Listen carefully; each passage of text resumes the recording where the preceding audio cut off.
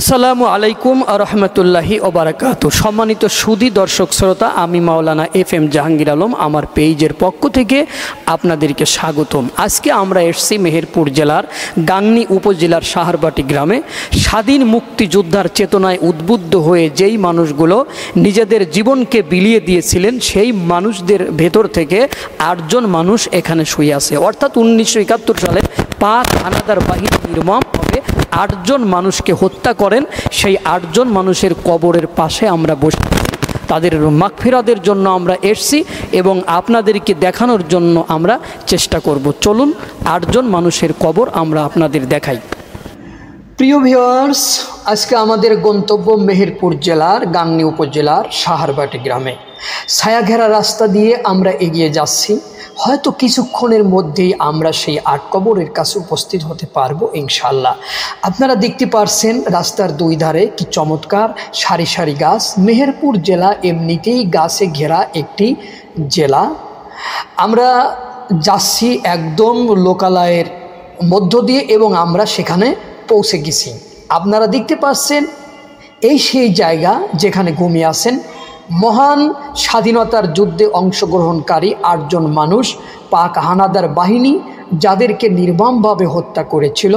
আপনারা দেখতে পারছেন এই সেই জায়গা যেখানে 8টি কবর অবস্থিত।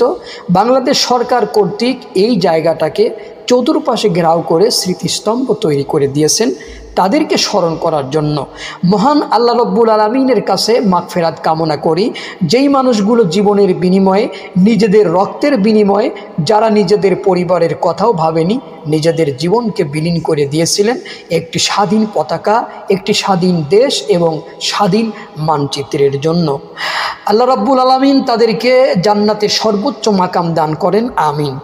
আমি আপনাদের বিবেকের কাছে প্রশ্ন করতে চাই, যারা নিজেদের জীবনকে বিলীন করে দিয়েছিলেন একটি স্বাধীন মানচিত্রের জন্য, একটি স্বাধীন দেশের পতাকার জন্য, সেই দেশ, সেই দেশের মানচিত্র, সেই দেশের পতাকা আজকে কতটা আমাদের কাছে রক্ষিত আছে।